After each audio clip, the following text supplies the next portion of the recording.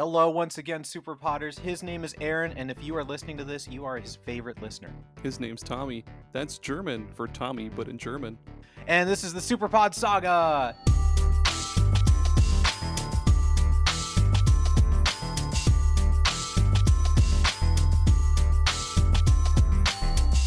You really got me with that one. I was so confused. Tommy, or no, Tom. Yeah, you say Tommy in German by saying Tommy because that in German is Tommy, but in German. Yeah. My last name is actually German. Ranking? Yeah. I would have thought that'd be like Scandinavian, like a Viking last name. No, that's my mom's side. The Eriksons, Olsons. Anything with son. Well, I'm German too. Hey, a couple of German fellas talking about games. Yeah. Bros. Yeah. That's what you're here for, German Wiener discourse. Schnitzel. Du hast. Oh boy. Welcome to the podcast. This is the SuperPod Saga you're listening to. This, if this is your first time listening to us on this our very special episode, usually this is the podcast where Aaron and I bring a different video game topic to the table, and we have a guest most of the time, and then we discuss that topic. But this is a special episode, a super special episode. What is this, Aaron? What are we doing? Why are we here? Okay. Well, I want to make sure the audience has. I want to make sure they're all. Make sure they got their poppers ready. Yep, they're sitting down. They've got popcorn ready. They've got their special sweatpants Light the on. fireworks. Yep. Light off the Yule log, or like pop out a Yule log. I don't know. Put on where your those come from. Slippers. Put on your Garfield slippers. We're talking about our top games of 2023. What a year it's been. What a year. Yeah. Before we get to the games, I guess we just wanted to talk about the podcast. Let's pump up our own ego to start off with. Hell yeah. This was a good year. It was an insane year to not like brag or anything. No, but yeah, like, because I never I don't want to say I never expected much from our podcast, but like you have to go into it like expecting the worst case scenario so that you can be surprised by when things are good, and things have gone better than even that. Yeah, I'm a natural low bar setter, so that way I'm never disappointed. But yeah, holy shit, we started the year off with a bang with that fucking useless video game knowledge tweet. That was viral. Cool. Like crazy viral, not just like, oh, a lot of people are into this, but like worldwide viral. Oh my god. And even there were like a billion websites that made articles about it. There were quite a few. We were in articles on the internet. There were a few, I don't want to say like famous people, but like maybe influencers, I guess, whatever. Yeah. Content creators that commented on it or like quote retweeted it, and that feels good. That's super cool. We have a Know Your Meme page. We're a meme, baby. A meme. And like I see other people doing it too. Like, what's your most useless Sonic the Hedgehog knowledge? And I'm like, dang, we started. I mean, I'm sure people have asked that question before, but I feel like the recent trend of them is because of us. Oh my god. So as of right this very second, it's at 142 million views. That's stupid. That's so stupid. We're Chocolate Rain now. We're Chocolate Rain, but podcast. Yep. That's cool. Modern day reference. Yeah, Chocolate Rain. And then as for the podcast, we've really grown a lot too. We have a community. Yeah, we do. I think before the tweet, we had a pretty decent amount of engagement with people. There were people that would comment and like our stuff regularly, and they were super cool. Hey, shout out to let's see, Bachwheel. He's been there with us since the start. Chan, all you fine fellas. But since the tweet, there's been a lot of folks that have followed the show, or in the case of, hey, Adam Hocham, hey, he's a Patreon now. Patron. Fuck, he's a patron now. All because he saw us from the tweet, and that's super cool. Hey, we have a Patreon now too, by the way. I forget what it started, but hey, we've got a Patreon. We have a surprisingly active Discord, which I really love. Yeah, I thought we were just gonna like get to maybe 10 episodes and nobody would listen, and then we would Yeah. just be like, oh, we would just forget about it and just keep chatting away in Messenger. But holy shit, it's It's it's gotten to the point where I feel like if we were to not record, we would let people down. there's a surprising number of people who listen to our episodes like the second they come out, because I usually schedule them to come out on like midnight of Monday, and I'll wake up at like 6 or 7 in the morning and see fucking like 24 You have plays, and I'll be like, holy you have your shit. phone in your hand ready to unlock so you can view it the moment you wake up. It's velcroed to my hand, so I never lose it. And that's because of all you people, you listeners out there. You're the best. Seriously. And even if you don't listen to the show, or I don't know how people are gonna know I'm talking to them, but even if they don't listen to the show and interact with us on social media, or vice versa, if you interact with us on social media and don't listen to the show, Yeah. thank you too. Thank you. I It's yeah, I wanted part of why I wanted to do this podcast was to bring some positivity to games discourse, and if I feel like we've done a good job of that. And our community is a bunch of real what do we call them? but superstars, Stand up. They're real stand up stand up fellas. people. Yeah. Yeah, and that's even what the a lot of the reviews say, like on the reviews section of our website, it'll import reviews from different like Apple iTunes or Apple podcasts, or you can leave one right on the website. But yeah, that's what everybody says. Hey, it's positive, not real snarky about video games. It's just like a bonfire chat with your best buds, and Yeah. that's That's what we're going for. So I'm glad that's that so people are getting cool. that. I love it, dude. I love it so much. It's also been like a great like creative outlet as well too. Yes. I've been getting a lot better with making thumbnails. You've been getting Uh, amazing at making thumbnails. it's been great practice editing as well too. I kind of just a few little pointers from Tommy. I've been trying to pull that off. And fuck, what else happened? You took a break from the show for a little while, and when did you come back? Are you talking about from my vacation or No, from like the hiatus? the hiatus basically, That where was I did like that solo was right at the episodes. end of December, beginning of January. So that was like at the very beginning of the year. Let's see. Oh yeah, and you officially came back, yeah, like mid February, because I had a Hmm. bunch of episodes with just me and a bunch of people, mostly Nave from Gaming Together. He's our unofficial third host of the show. Yep. Shout out to him. Yep. It's been a wild ride, but And I'm sure 2024 will be even wilder. We're gonna bring feet pics into it. feet pics. We're gonna give people we're gonna give new patrons a handful of Tootsie Rolls, everybody's favorite candy that nobody likes. No, but I agree they're not the best, but at least they've like stayed the same flavor wise. Like I feel like Hershey bars don't taste as good as they used to, and like Butterfingers don't taste as good too. Everything tastes like it's watered down, but that Tootsie Roll taste is still there. That's true. It's just a little chocolatey little turd nugget that Yeah, a little turd tastes like nugget. chocolate. Even like when I give my 2-year-old Silas a Tootsie Roll, I'll be like, "Look, you want a piece of chocolate? Yeah," and he'll eat it and he'll spit it out like, "No." No, that's funny. This isn't chocolate. This is chemicals. Yeah. Oh man. Oh, What else? What else happened this year? By the way, thank you to our patrons, especially Chris. He yeah. was our very first one, Novel Console Chris. Holy shit, he's been a big fan of the show. He and I are pretty good friends now. I've been on his show like once, but he and I talk about the 3DS a lot, so we're best buds. Fuck, have you have a? Oh yeah, you did a couple of guest spots. You were with me on the Unlockables, I think. No, you were with me on Friday Night Gamecast. I don't know, man. My Em- memory is terrible. But no, like you were saying, thank you to the patrons because your support genuinely helps us because it pays for like our website to have the domain and I need to actually I still need to pay that again. oh yeah, It's the end of the year. Um, that and like Canva so Aaron can make his cool thumbnails. It genuinely helps us to make a better product for all of you. it it immensely helps me. Like after inflation, shit's just Yeah. gotten super out of hand, and because of the patrons we have, I don't pay for Canva. The Hmm. patrons do it, and that's Hmm. cool. That's $13 I don't have to worry about. Yeah. The website, the $20 for the website can't come out of PayPal, which is stupid, but I guess that's for the better because, yeah, whatever. It would eat up all that, the Nom, one nom, nom, nom, time. nom. Yeah. But yeah, thank you guys. You're the best. Keep Thank you, listening, everybody. please. I need it.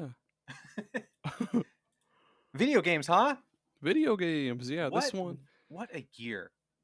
this one, I don't think we even really need to do a Q&A because like there's a billion cajillion different posts that you'll see like everywhere, people talking about I their agree. top 10 games. Everybody's doing episodes about it, so And go. you all lived through it too. If you're listening to this, you lived through this year and played all the games.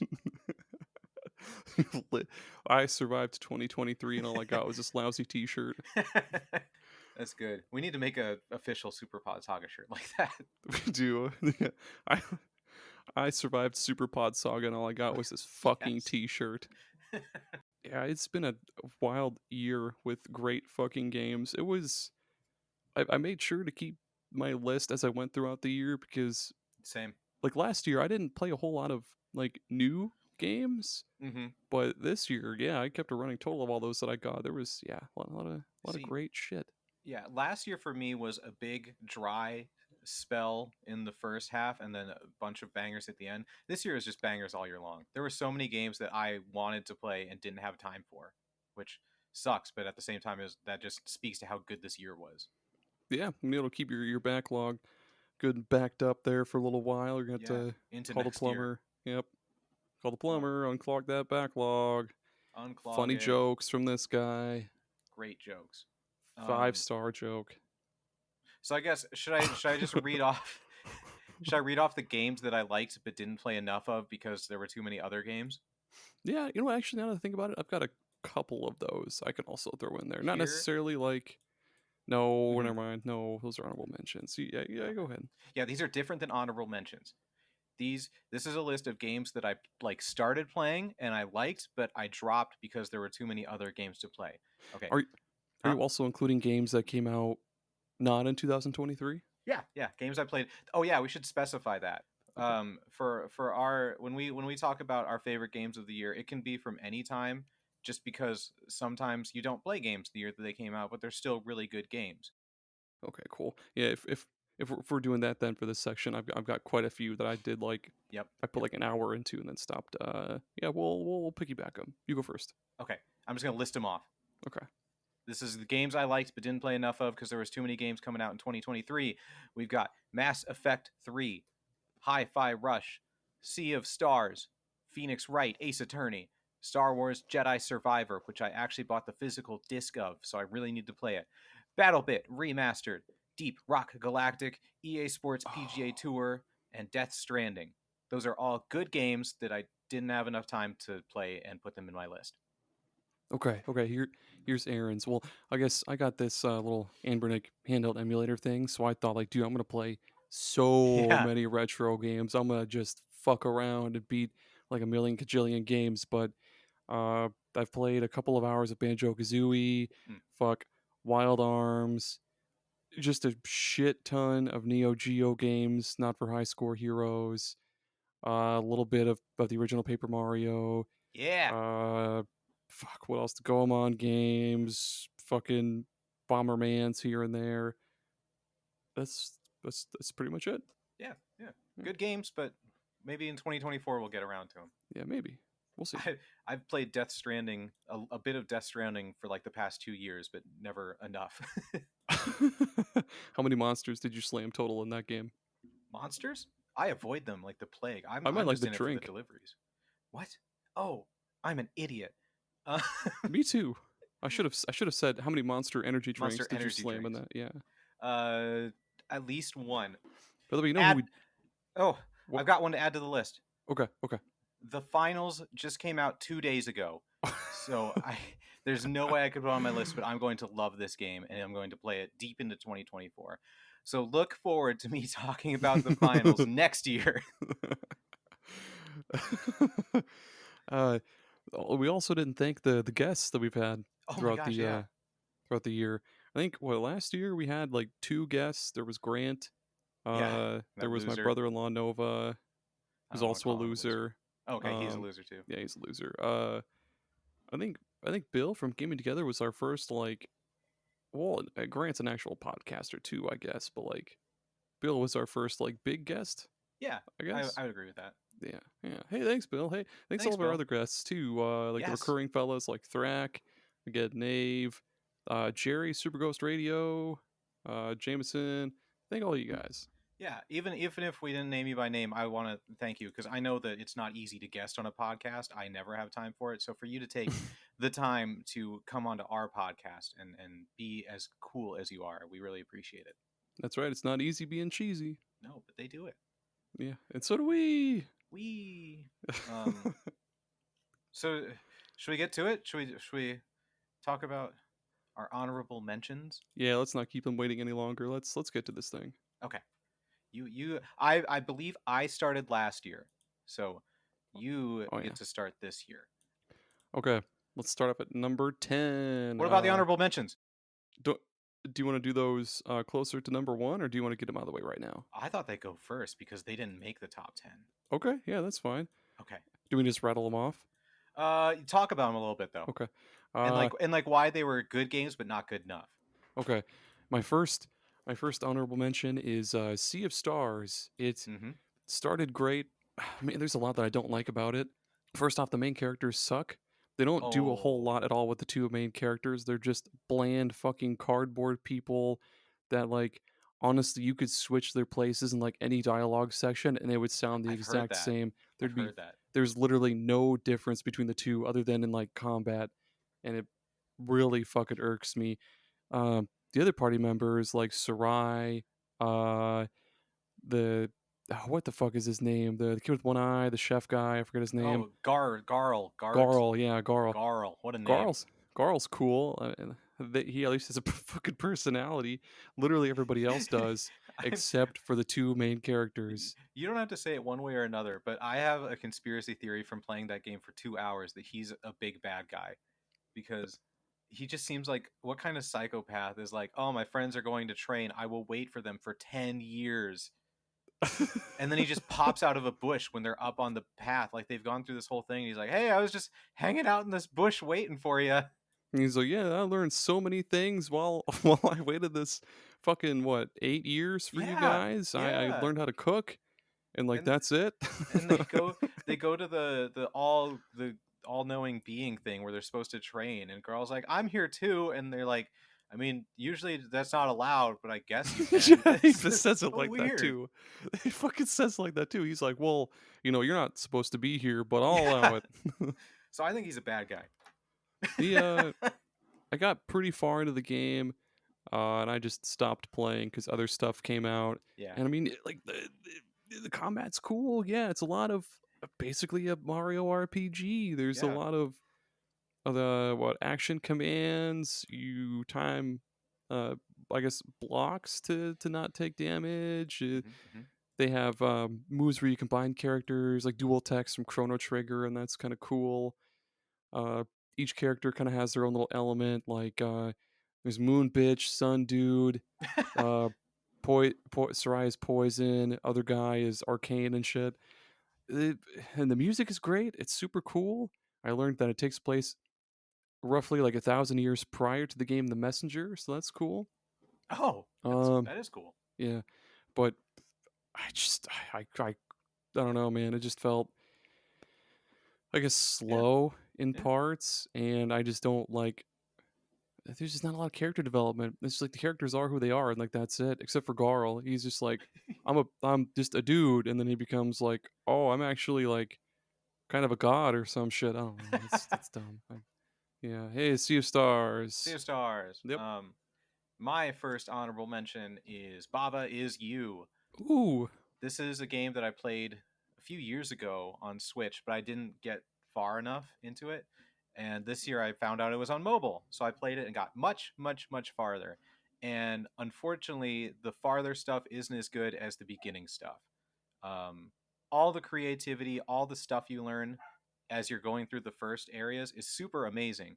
But then as you get to the more difficult stuff, it's just kind of not fun. It gets Oh, to be damn. more difficult than fun, which sometimes it is fun, but in the most times it's like I just don't understand what this puzzle wants from me.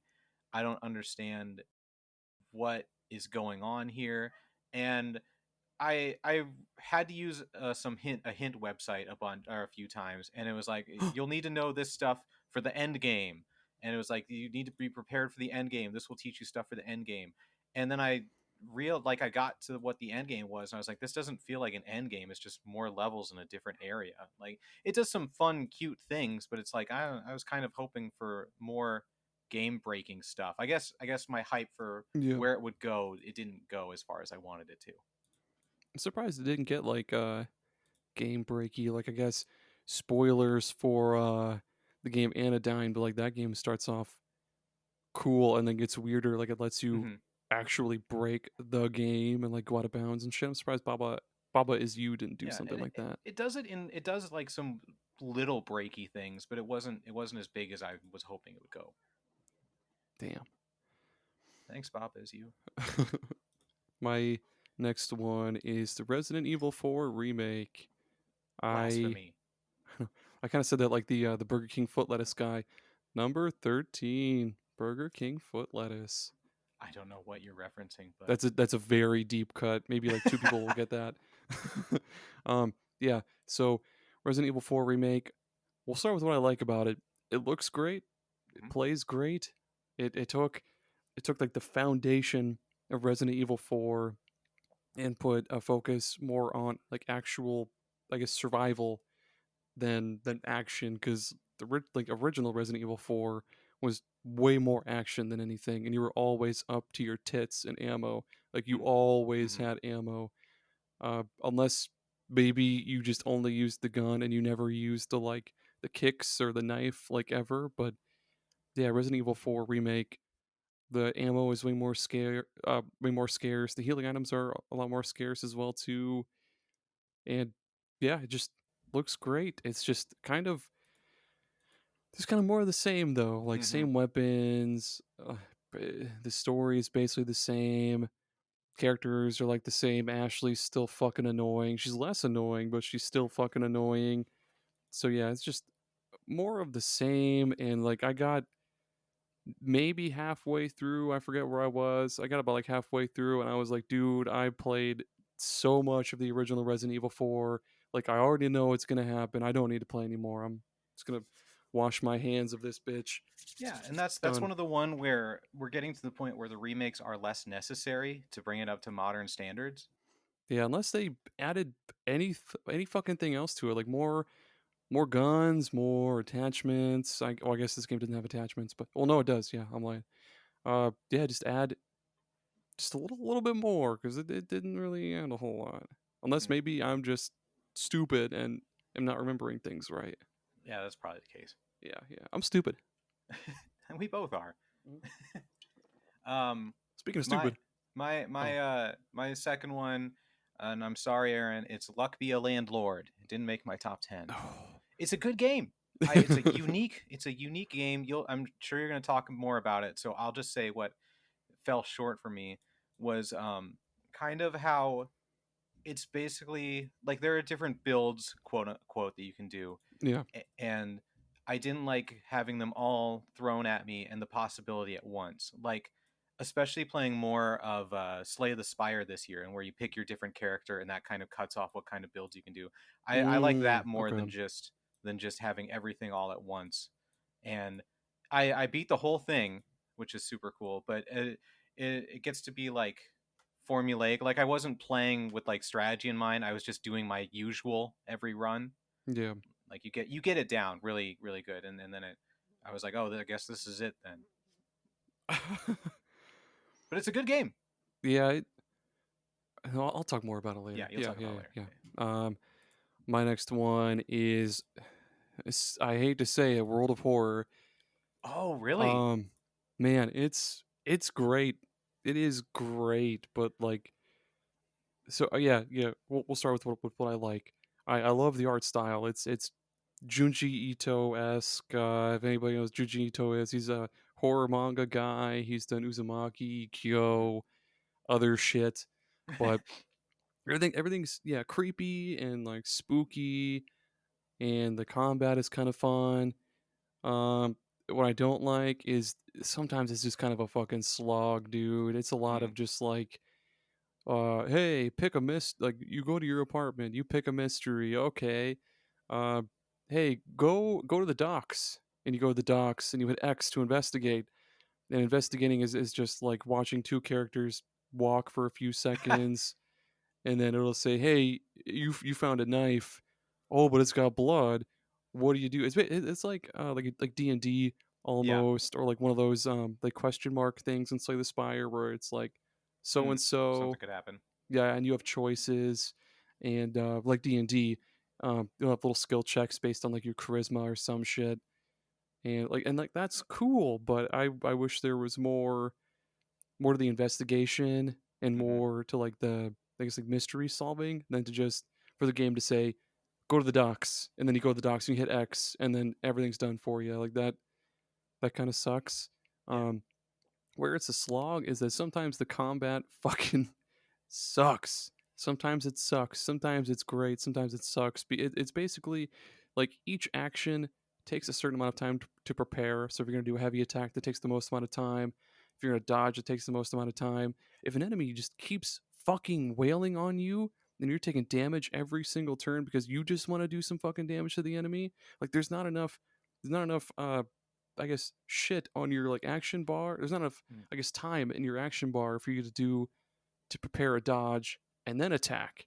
No, no, no. You got to build up your stamina or some shit first. Fuck.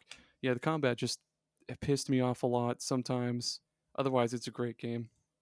Yeah. I don't know how games get over that the text for a decision making, because in Slay the Spire, like you mentioned, when it comes to those question mark things, I'm not reading anything. I'm just reading the results and tapping what benefits me. Yeah, in a game like this though, it's mostly text. So like, give me more to do. Make Yeah. me actually like read shit and investigate to go solve different parts of the mystery. Because they're actually called mysteries. Like, let me solve the mystery. Don't fucking do it for me. Yeah. Man, I hate that. My last one. Um, I want to specify before I say this that it is a good game, but it fell short for me in a lot of ways. I'm not just saying this to be one of those weirdos that wants to create drama. This is, Yeah. I'll explain it further, I guess. But my last honorable mention is Legend of Zelda: Tears of the Kingdom. Okay. I loved exploring. I loved what story there was in there. I loved crafting and just running around and doing stuff. But the shrines really fell short for me. Because you have your new power to build stuff out of everything, which is super cool. And every, most of the shrines were just like, here's the puzzle, and then you look to the right and you're like, here's all the pieces to the puzzle. Oh yeah. There's no deeper thought that goes into it. Like there, just like as an example, there's a room where there's a bunch of balls, and the pressure plate, you need to get all the balls on there. So you could pick them up one by one, or you can look to the wall where there's a cart with two wheels already attached, two wheels on the ground, and a big sled.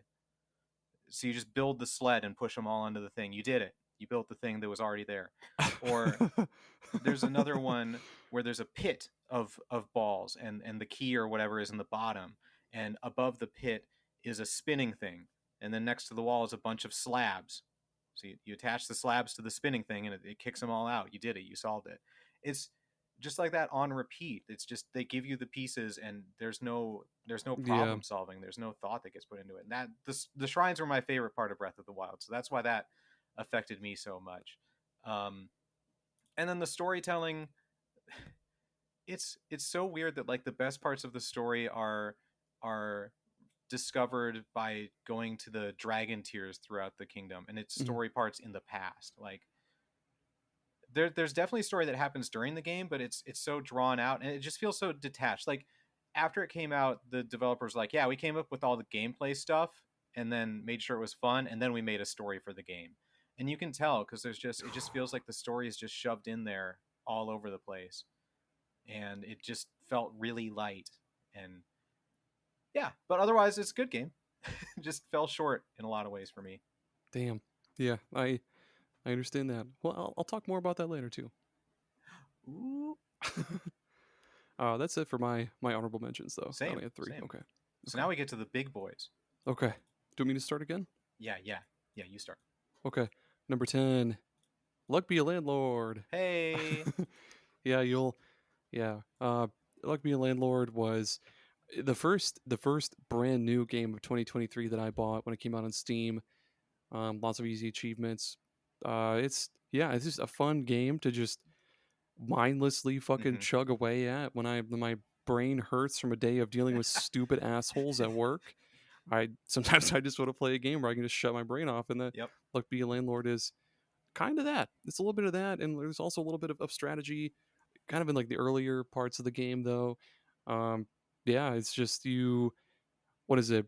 So you get a new apartment, and your apartment comes with a slot machine, and your landlord's like, use that to pay your rent. So you spin the reels, you get coins, and you pick a symbol to add to your reels, and you basically just keep doing that. And of course, I think it's like every what 3 or 5 spins, your rent goes up. Hmm. Hmm. Um, and so yeah, you gotta start thinking of like, oh, okay, should I add more pearls, or is that gonna take up a shit ton of space? Should I add more flowers? Add some bees, a bear, a beehive, all this other shit. Baby's my favorite. Baby? Oh, Baby. The baby eats presents. It eats bubbles and pinatas. and pinatas, which eats makes candy. Oh That yeah, and it eats the candy. yeah. And one of my favorite combos was the geologist breaking open geodes and then having the old Yep. lady Yep. who either eats the gems or gives them a permanent like +1 boost Hmm. if they're Hmm. adjacent or whatever. That's really Yep. cool. But yeah, like you said, it just kind of becomes a little bit of the same as you go along. They kind of add something cool with the essences, but They that's do. pretty much it. Like I wish they would add some unlockable symbols or like unlockable relics or items that kind of help you to break the game a little bit more. But Hmm. yeah, I like the game. I try to recommend it to as many people as I can. I managed to get you, Tommy, to play. I'm You glad that did. you liked it for the most part. But yeah, I like being a landlord. I think it might be the only game I know of where you can actually kill your landlord. I mean, no, I don't think you can in Grand Theft Auto. Grand No, Theft Auto and Luck Be a Landlord. Two peas in a pod. 2 peas in a landlord killing low income housing pod. Was that all you had to say for that one? Yeah. Okay. Low income housing. Low income housing. My number 10. In the same vein as killing a landlord, it's Monster Hunter Now, the Oh, first Monster Hunter game I've really played. So it would have been easy for them to just do Pokemon Go but Monster Hunter, where you walk around, tap on a monster, tap on it a bunch until you defeat it. But they put so much effort and thought into this. There's tons of systems, like just the fact that let's start with the overworld. It's not like Pokemon Go where you just see Pokemon as you walk around.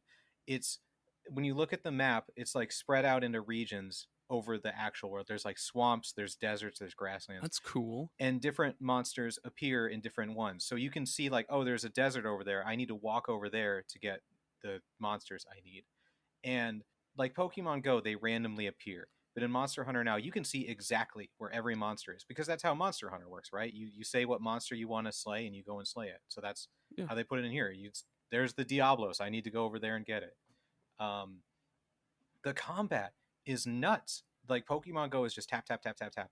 In Monster Hunter Now, they have 8 or so different weapons that all control completely differently.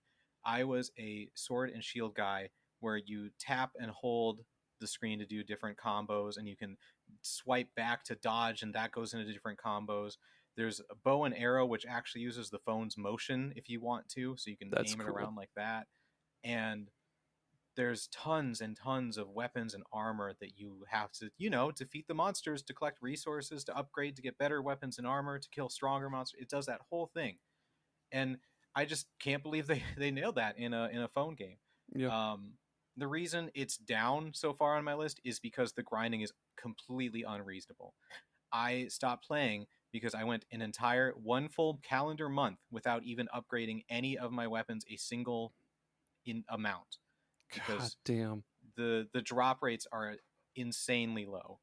So it just wasn't fun. I got to like it's fun for the first while when you're actually grinding and upgrading things, but it gets to a point where it's a brick wall. It's 7 brick walls in a row. That sounds like Pokemon Go. Yeah, yeah. Yeah, that sucks. Is that it for it? That's it. That's it. Okay, number 9, Etrian Odyssey HD. Yay! High definition.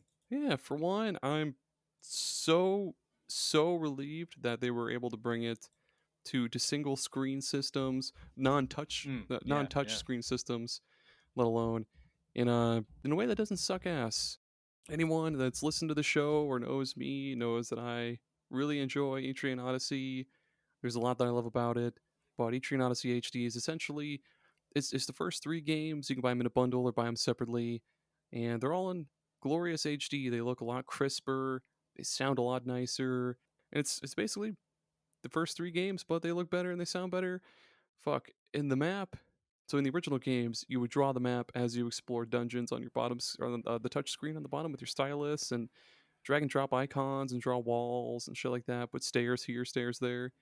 Um, in the HD versions, it's what you can toggle between you can toggle between map mode and exploration mode by hitting a button, and then you like hold right trigger or left trigger, then use the right stick to draw walls and stuff. So it makes sense. It's not counterintuitive and Mhm. stupid. You do the same fucking thing if you want to place an icon down. You just switch from drawing mode to like icons. You just move your right stick over to an icon you want, and then just use the right stick, put it somewhere. Yeah, it doesn't suck. It's pretty cool. I'm excited to see if they make any more Etrian Odyssey games for Switch or other systems for that matter. But yeah, it's They should make more. I want to see you happy. please do. Like there's other games out there that are like Etrian Odyssey, but they're just not the same. Like there's these ones I think they're called like Coven of Refrain or some shit like that. They're made by NIS, who makes the Disgaea series, and like they're all right. It's not the same. It's not the same. Not the same. That's it. That's it. That's it. Um, Number 9 for me. Fire Emblem: The Blazing Blade for Game Boy Advance. Nice. I played this way, way earlier in the year. The only other Fire Emblem game I'd played before was Three Houses, and when I played that, I was way, way more into the Hogwarts school stuff than I was the battling.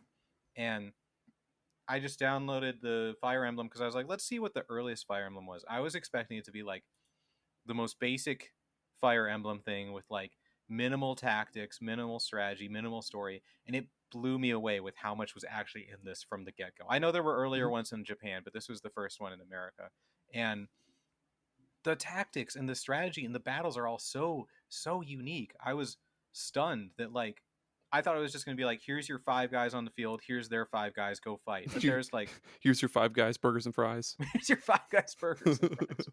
There's their Taco Johns. um but like each battle map is unique and has its own difficult sections, its own strategy. Like you could be like, I want to go this way, or I can try and go this way, which is more difficult. You can go into towns and talk to people, and they'll give you Mhm. hints about the battle area, or you'll find people to just join you. The story is like deep and complex. It switches main characters, and you have to it's it's such a cool thing that I didn't even know existed. I loved playing through it. I didn't get all the way through it because I got kind of burnt out because I played it too much too fast. But just far more strategy, far more story, far more awesome characters than you would ever expect, and I just was very blown away by how good it was. I'm so surprised you didn't play this when we were in high school because I remember I had the Sacred Stones on GBA Hmm. back in the day, and I think I remember trading with remember Ron? Yeah, of course. Yeah, I traded games with him. I forget what the hell he gave me. He said he really loved that game. I'm surprised we never traded GBA games. You would, yeah, I bet you I would have uh loved Fire Emblem back in the day. I had Advance Wars on the Oh, okay. I was an Advance Wars boy. You had a taste, like little Yeah, snifferoo of it. yeah. I completely misunderstood Advance Wars though, so I probably would have completely misunderstood Fire Emblem too. I misunderstood Fire Emblem back in the day. Yeah, we weren't mature enough. No, mature, as they would say in the Reba TV series. Of Uh, course. shout out to Reba. Can't spell fireball without Reba. If you want to be Anyway, a guest on the show, Reba, you're more than welcome. Please DM me, Reba. Number 8 for old AA Ron is Hi-Fi Rush. Yeah. Yeah, what a fucking surprise that was. Right? It's like, yeah, no rumors about it. I didn't hear anything at all about it until it was just shadow dropped that one day. They're like, "Hey, it's on Game Pass. It's Xbox exclusive. Tango GameWorks. It's a rhythm hack and slash, and that's super fucking rad. Basically, it just plays like, say, Bayonetta, Devil May Cry, God of War, but you got to follow the rhythm to do the most damage and get the most out of all of your attacks. Just oozes style, just absolutely excretes style with the, like, I guess, cell shaded, like, comic booky visuals, and um the characters are sometimes, I mean, they are goofy and funny. Sometimes they get a little bit annoying though, because it's just like, dude, just shut, like, Chai, please shut the fuck up. Like, just go to the thing. Fuck's sakes, dude. Enough of the snark. But yeah, it looks so great, plays so great, sounds so great. The boss battles get really unique because, like, there's that one Hmm. guy, the professor guy, where your your objective is basically just to uh drain his department's budget, basically. So you just keep breaking his robots, breaking all of his shit, and once his budget is depleted, he comes out and fights you. But he doesn't fight because he's a fucking nerd, and you just destroy him. Nerd. Yep. And yeah, just such a great game, dude. I definitely one of the best Xbox exclusives that we've had in a Yeah. while, for sure. It's awesome. I want to like that game so much, but I am just so broken when it comes to beat 'em ups. Yeah. They just don't work in my brain or my thumbs. I see the combos and then I unlock more combos and I'm like, I've already forgotten the first combos you taught me. How am I gonna? And then having to do it in time with the music, Yeah. it adds another Forget layer about that it. I just can't get through. Yeah, I guess, like, I've been playing, I guess, these kinds of games for a long, long time. In high Hmm. school, I played through the entire Devil May Cry trilogy. Back when it was a trilogy, I played Devil May Cry 3 like a bajillion times over.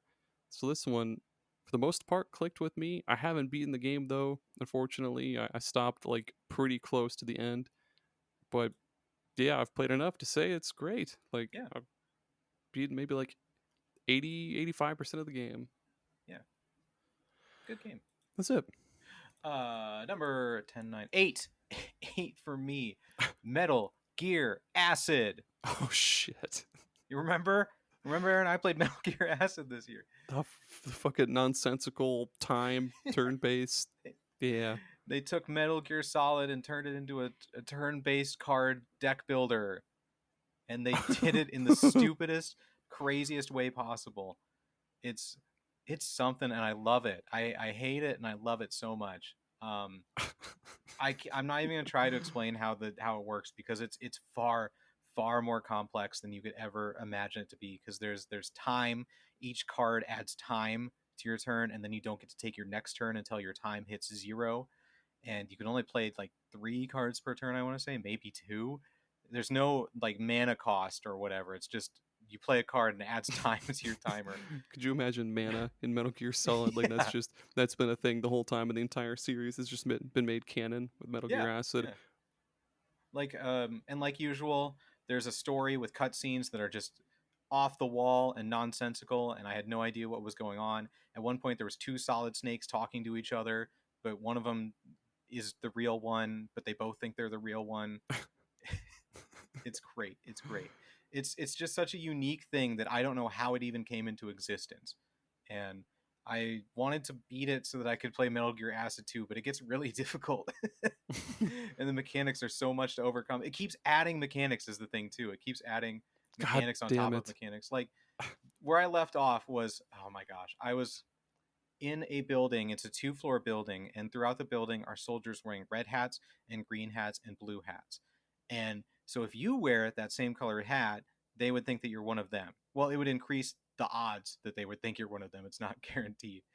But it's a card game. So you have to put those cards into your deck and hope that it comes up into your hand when you're entering a room with one of those Oh guys. So I just killed them all. And I went That's into why a I killed. room Yeah, I went into a room that had it had lasers and a computer, and there was nothing I could do. The lasers set off an alarm, and I was like, okay, that's weird.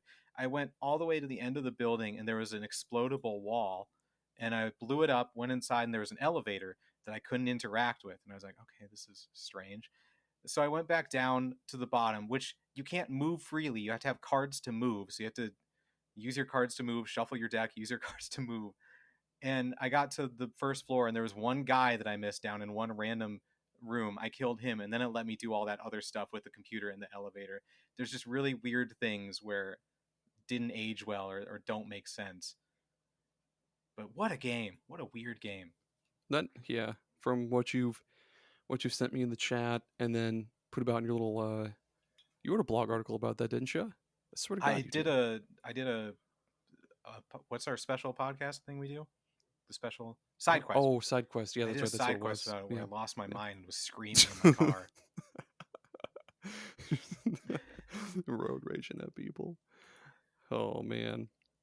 Number 7. Ad break. Oh, ad break. Ad break. Okay, we'll be right back. We'll be right back.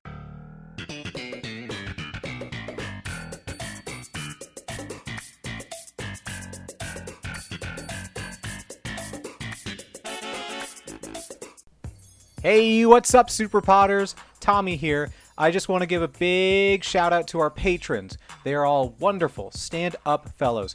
Thank you, Adam, Jameson, Jared, and a novel console for your support. It genuinely means the world to Aaron and I to have such handsome, talented patrons. And I truly believe the universe will reward you in some karmic way for being a patron to SuperPod Saga. Thank you.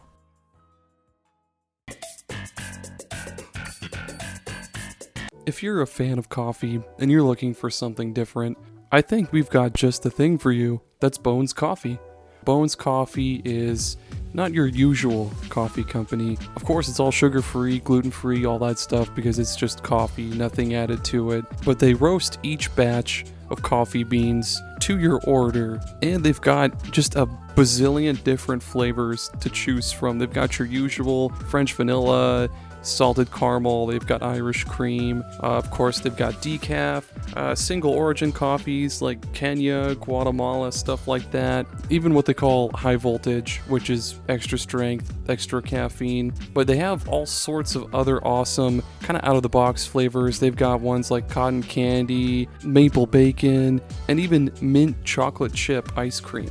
And they're always coming up with new crossover flavors, like they've done a bunch for Nightmare Before Christmas, Indiana Jones, even Spider-Man, of all things. And they're also coming up with new seasonal flavors all the time. If this sounds right up your alley, feel free to use the link in our episode description and use coupon code SuperPod Saga at checkout to get 20% off your order.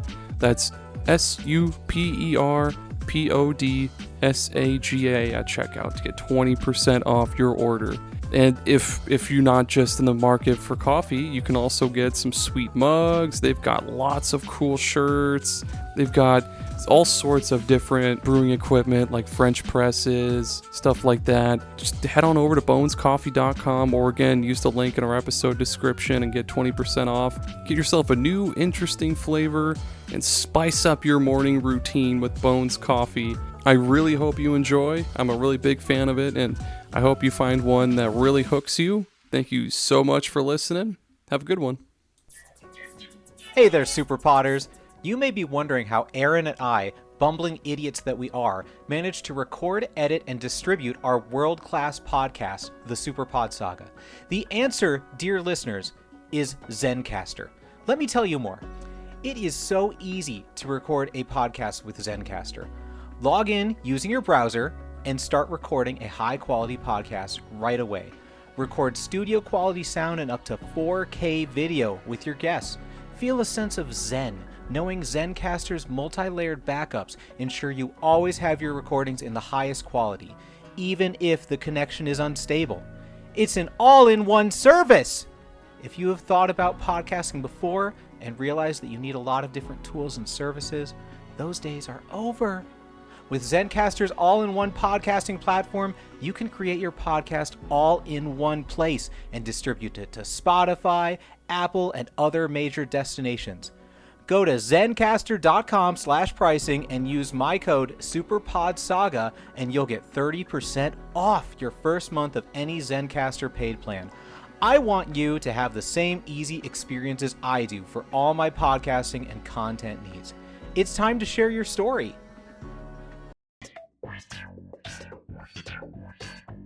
It's really important to stay hydrated. They say to drink 8 to 10 cups of water per day to stay properly hydrated, but sometimes that can be difficult to do and completely inconvenient, and most of us don't feel like carrying a gallon of water with us at all times. But that's where Liquid IV comes in. Liquid IV is the category-winning hydration brand fueling your well-being, and their hydration multiplier is the one product you're missing in your daily routine. In just one stick, you get 5 essential vitamins and 2 times faster hydration than water alone. Use it first thing in the morning, before a workout, when you feel run down, after a long night out, or on long flights. Man, in Iowa, the summers can be brutal. 90 degrees and tons of humidity, and that just saps the energy and water right out of your system within just a few minutes. Luckily, Liquid IV hydrates 2 times faster than water alone, with 3 times the electrolytes of traditional sports drinks.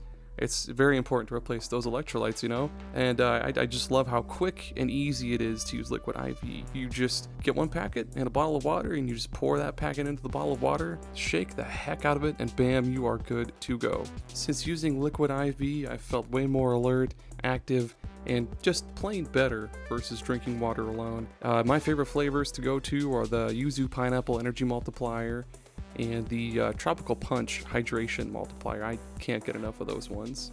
And what makes them even better is, like I mentioned earlier, they're packed with 5 essential vitamins like B3, B5, B6, B12, and vitamin C. And again, 3 times the electrolytes of traditional sports drinks. And they're non-GMO and free from gluten, dairy, and soy, which is just great. So you can get 20% off when you go to liquidiv.com and use code SuperPodSaga at checkout. That's 20% off anything when you shop Better Hydration today using promo code SuperPodSaga, SuperPodSaga at liquidiv.com. You have a great one, superstars.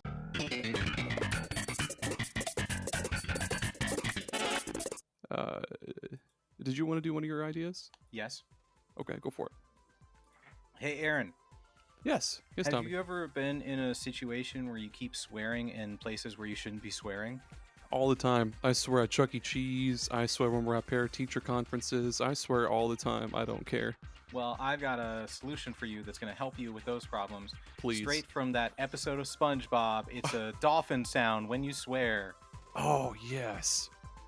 So whenever you swear, it's a dolphin sound. And actually, you know what? Wait, no, that's just one of the options. You can put whatever sound you want to play when you swear.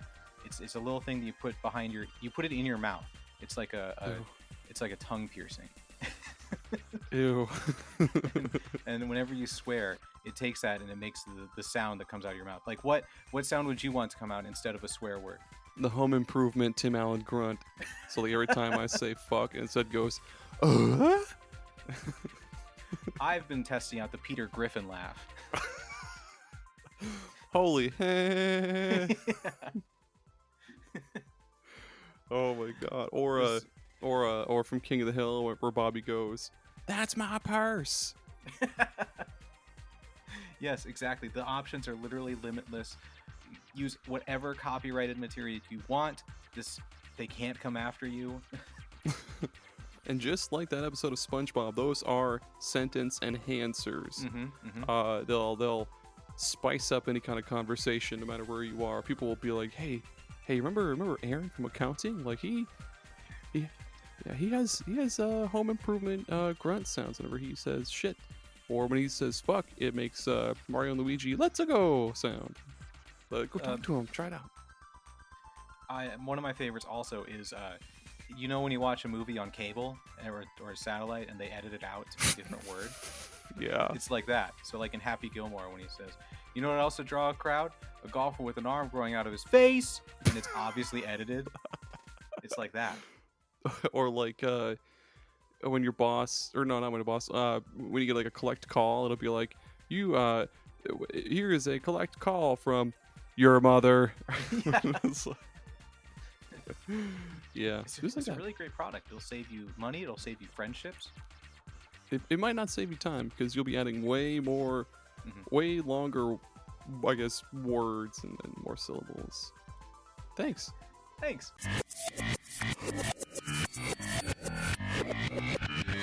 We're back. Back? We're back. Back to the list. The only list that matters. Back in black, baby. Uh, number 7, Diablo 4. Ah, the fourth Diablo. Yes, fourth Diablo coming in at number 7. Hey, so yeah, it's way better than Diablo 3. Diablo 4 is way fucking more challenging. It's much harder. It puts a lot more emphasis on like how you build your character. Or I guess, how do I put this? Uh, The way you build your character really, really matters because yeah, the game's harder. Enemies do a lot more damage, all that shit. Um, there's also way more ways to build your characters, and it just feels a lot better than 3. Because so in Diablo 3, it was like each character has these skills. You'll always have those skills. There are not other skills that you can get. There's just 6 skills that you have, but you can alter them with runes. So my favorite fucking example is the Witch Doctor. His first skill is like basic attack. It starts off as like a blow dart, but then you can change it to him throwing a jar of spiders, Oh, him nice. doing other shit. But yeah, in Diablo 4, each character has just what 3, 4, 5 different play styles. Like the sorcerer, you can be like a chain lightning sorcerer that can stun enemies and take out groups, like just hordes of enemies with chain lightning. Um, there's the frost sorcerer or wizard or whatever. You can be like a fire wizard that just deals massive amounts of damage over time. And there's other characters too. I've just played the most with the sorcerer. The druid's really cool.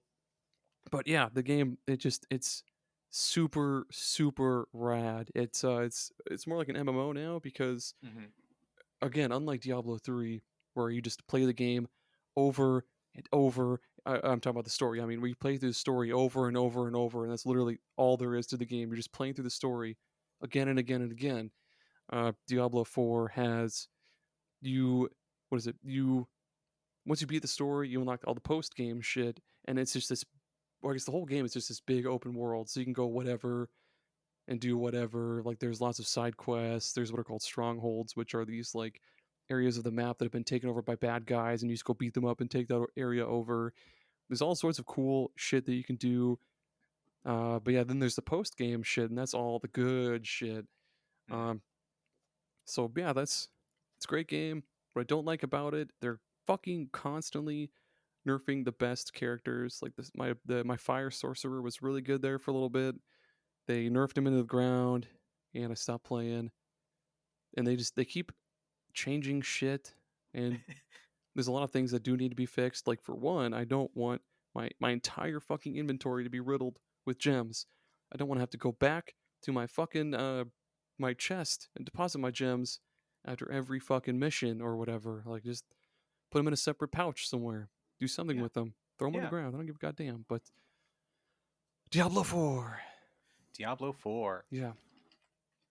Good, good. 10, 9, 8, 7. I don't know why I don't have my list numbered. I just have them like Just in a row. just listen to me. You should be on number 7. I know, but I forget because I'm so enthralled by what you say that I forget the stuff that doesn't matter.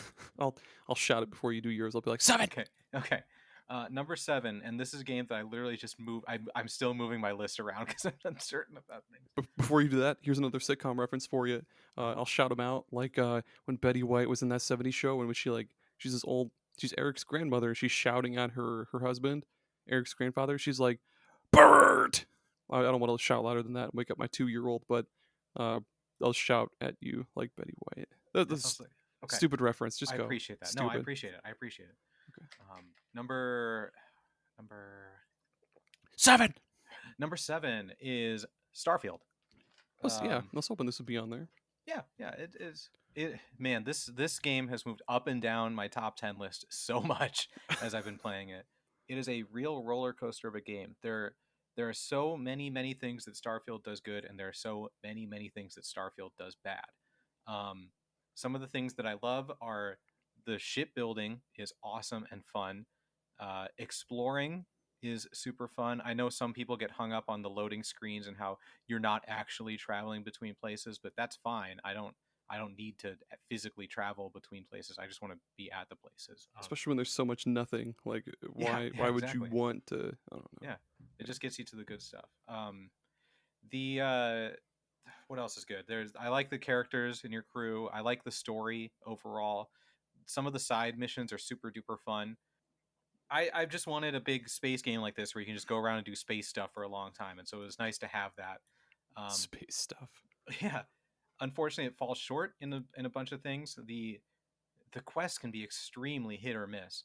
Like for one of the side quests, you have to go to this place called the Red Mile, and it's built up like, oh, you don't want to go to the Red Mile. It's a really low down place. Yeah, like the And you Green get Mile. there, yeah, exactly, exactly. You get there, and it's like a casino, and they're like, oh, you want to talk to our leader? You got to run the Red Mile. And you're like, what's the Red Mile? And they're like, it's this gauntlet. You have to go out into the wilderness and run, press the button on the radio tower, and run back. No one survives. And I'm like, okay. And you go out there and you run up this hill, and there's one type of monster throughout it that you kill like six of on your way up, and then you kill them on your way back down, and that's it. That was the whole Red Mile. Man, And it's just things like that, or there'll be like a in the main, grueling. yeah, there's a main story mission where you have this device that transports you between realities. It's kind of like that mission in Titanfall where you go back and forth through time. Jesus. And it's like Deep that, and cut. it's super cool. It's Yeah. really cool to bounce back and forth between these two realities. And then there's one where you just go to the place and talk to the person, and you go walk into the cave and you get the thing. And they're back to back. It's like just such whiplash when playing this game. Um, but the things it does good, it does better than any other game that has existed. Like there's no other game like this.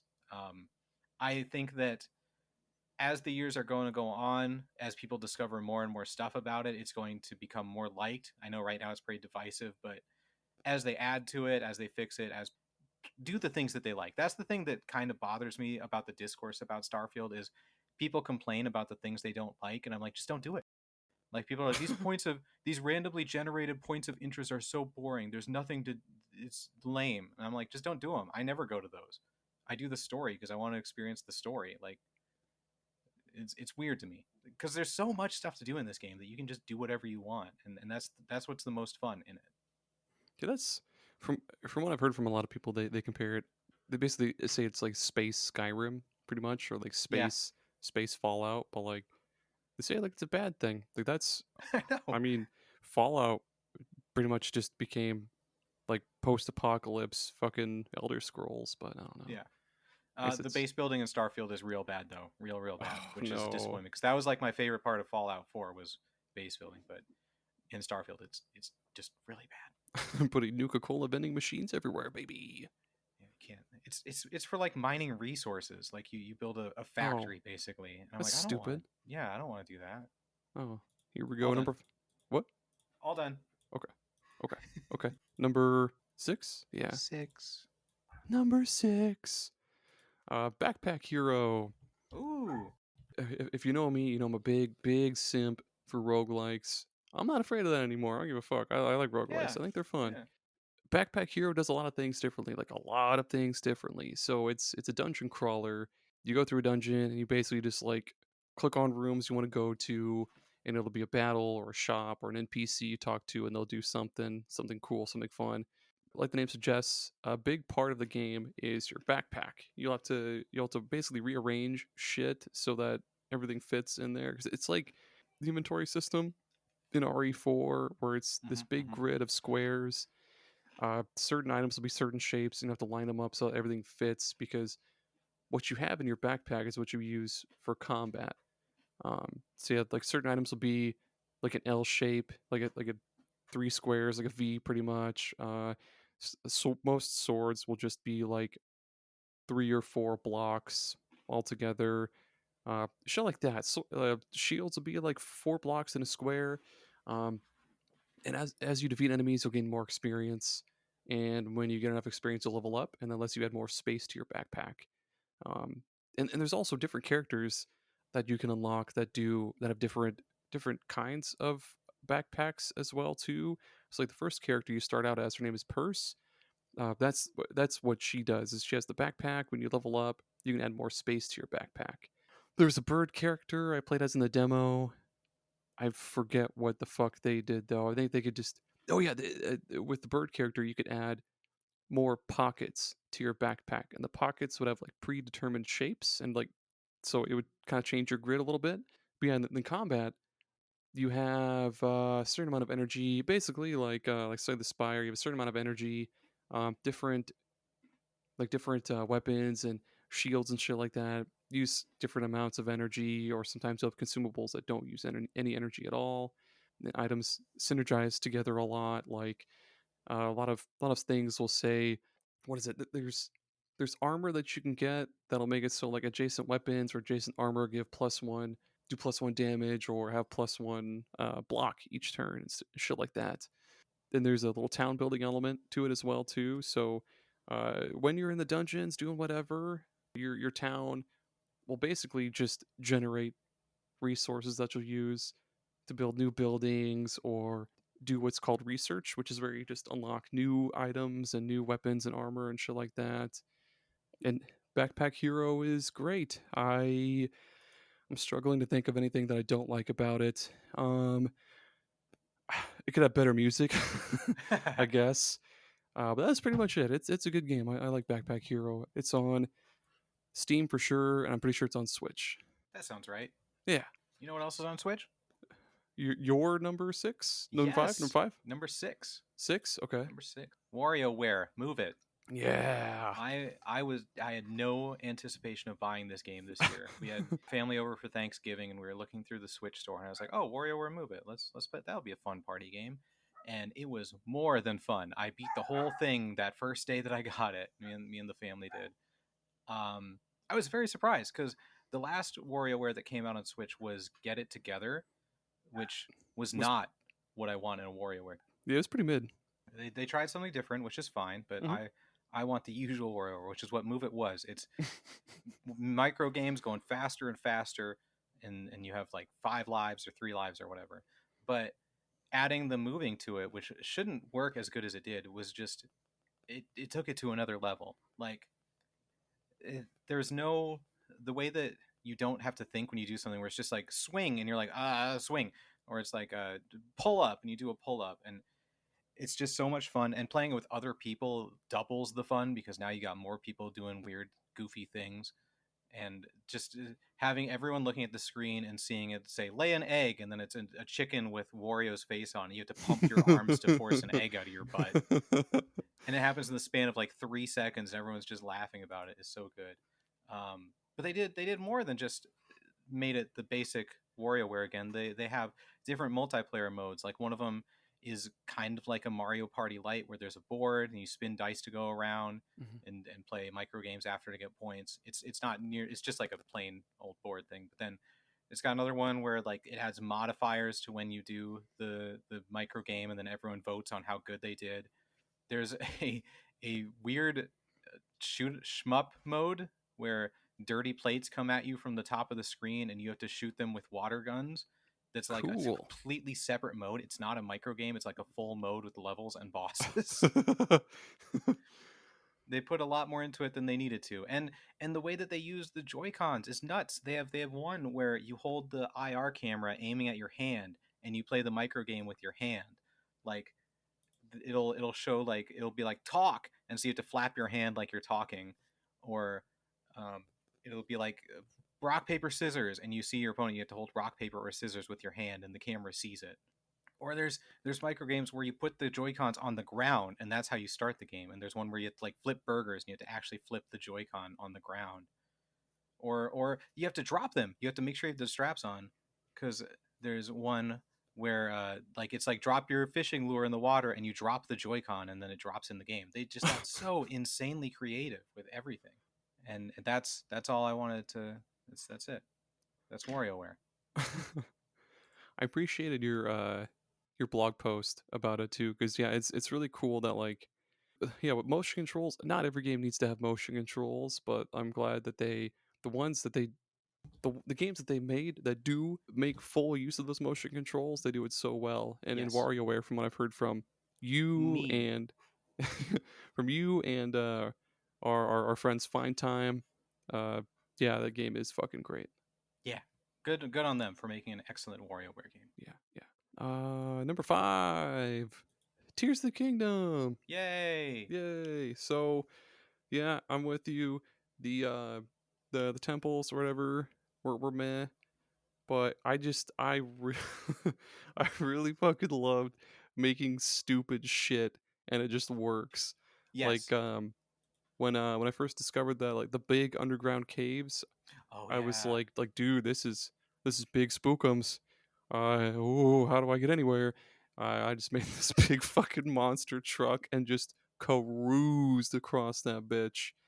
And oh my god, and I love the really stupid like what is it, the little glider, the bird shaped Hmm. gliders, and like making those, putting a Oh, fan flying on so them. fun. Yeah, or oh my god, or the hot air balloons, like putting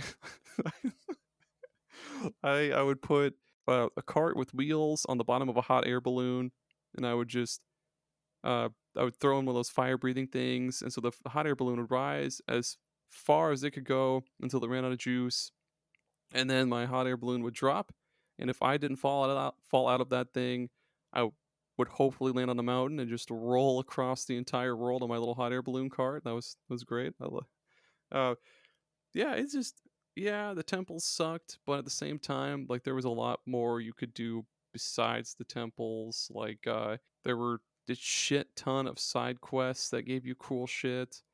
There was all the cool shit that you could do in like the Sky Islands as well too, that gave you more stuff, like more pieces that you could add to that you could I guess build with.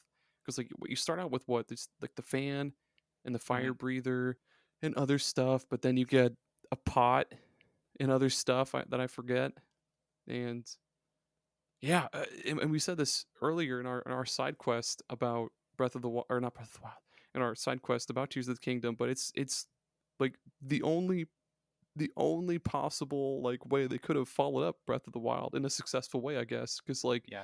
Breath of the Wild is like there's this big open world. It's a more primitive Zelda, pretty much, and it's great. And then Tears of the Kingdom, they were like, how do we make that better?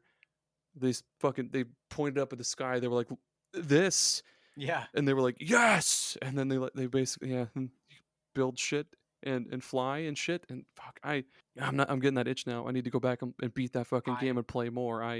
It's just I really I didn't beat it. I put in about 60 hours into the game, but I do really enjoy that. And I'm not a big Zelda guy, but I love Breath of the Wild, and I love this game, and I love Wind Waker. Go ahead. It's so funny that you brought up the depths because I forgot to talk about it when I was talking about my honorable mention because I forgot about the depths.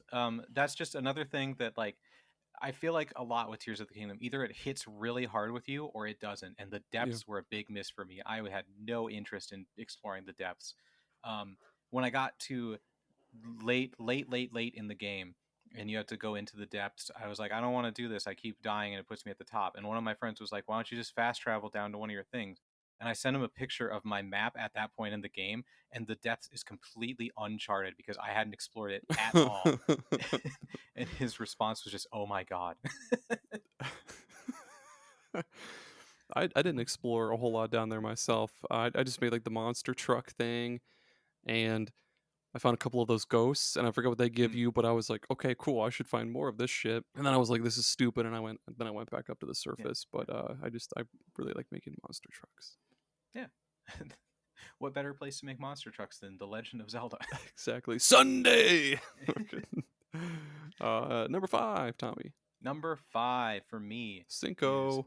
Marvel's Midnight Suns, Oh which yes. really climbed up my list as I was thinking about these top 10 lists. But it does so much right in cool ways that you wouldn't expect because it's by the developers of XCOM. So you immediately think like, okay, tactical, grid based, cover based, odds percentages with Mhm. shooting guns. It is nothing like that. They completely did everything from the ground up on its own, and it is far better for that. Like, you play as superheroes. They're not going to miss their shots. You hit everything you do, and there's no grids. They can move around freely. There's no cover mechanic because Iron Man doesn't need to duck behind cover to face goons. And it's card based too. It's cards. You attack with cards. You move with cards, or you don't move with cards, but you attack with cards.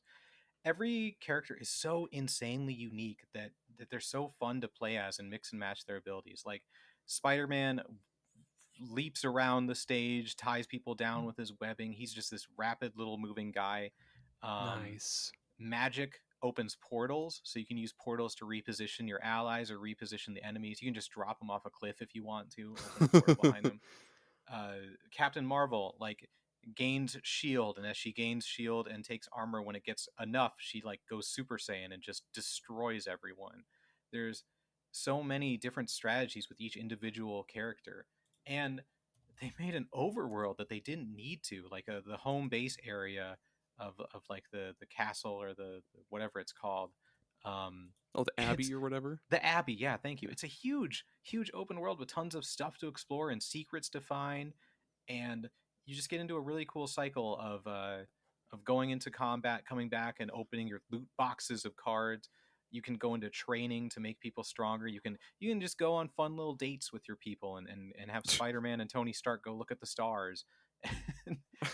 And it's just so in depth and also unique. The only issue I have is the game is so damn long.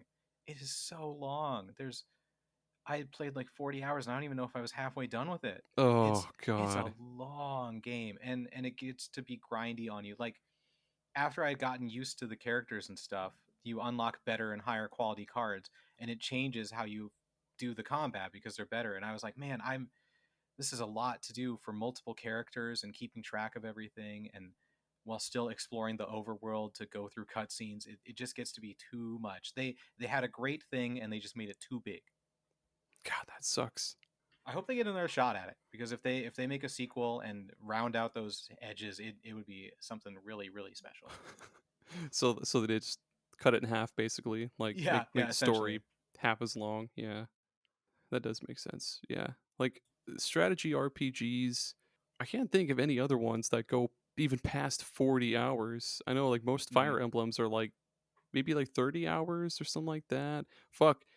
Steam World Heist, one of my favorite games ever made, is only like maybe 15 hours long. Short Yeah, and sweet.